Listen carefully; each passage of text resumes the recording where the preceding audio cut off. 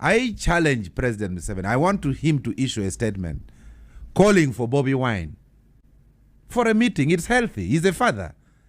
Bobi Wine actually is younger than the first son, almost by 10 years. So as an old man, I think he should extend an olive branch. He should challenge Bobi Wine and team. Should challenge Rubongoya. He should challenge the Musisis of this world to come for a meeting and they see what are the grievances of NUP and what can be negotiated and what cannot be negotiated. You know, I've been a member of opposition for long. I'm now independent.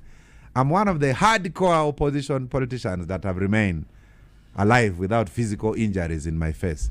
The perception we have as Museveni is that, as opposition, is that you are a hero when you decline meetings with the president.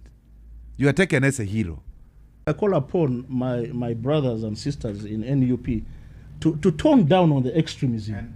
Tone down on the extremism and, you know, Raila used to make deals. There have been victims. Deals. Yes. And that's why I'm saying, that's why I'm saying we need the redress for the victim. I sympathize. I wish I was employed by National Unity Platform to be among the thinkers.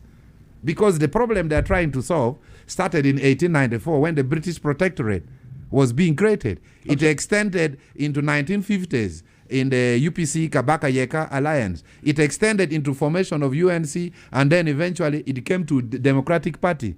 These are the same issues that the issue started with Khedive Ismail. Yes, the Egyptian. Much earlier than so the point is, why have all coalition governments seemingly failed? When President Museveni came, the Semugereres entered into a coalition government. Which is uploaded, but when Mao enters government, my friend Musisi condemns. Let me just develop this point. What did Semugerere come out with? That is for a PhD thesis. Mao has joined the coalition government. What has he come with?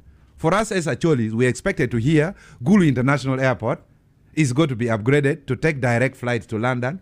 We want to hear that Moroto Road, passing through Moro, where Olanya Jacob was buried, is being tarmacked. So the negotiations that come out of these coalitions are personal. No.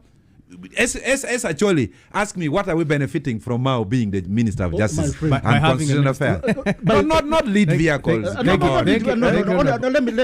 Honorable Mao is not here, but let me speak for him. Yeah. Honorable Mao has, if you look at the commodity chain process of OWC, it had been emphasizing crops, the non-oil, the crops that are mainly grown in Baganda and Western Uganda. It is Mao who has pushed for the agenda. You're now going to benefit from cocoa and coffee. No, you are just talking from us. The credit of operation wealth creation of introducing crops like coffee, for example, I'm the model farmer in Pade district, goes to General Salim Saleh. President Museveni apologized for atrocities. Alleged atrocities against the people of Acholi by the NRA during the counterinsurgency, the counterinsurgency operations. I thought the Acholi leaders at that point lost the opportunity to dialogue and particularly sue or pursue for redress of some of the so-called excesses and establish a new order in the political dispensation that ought to be pursued.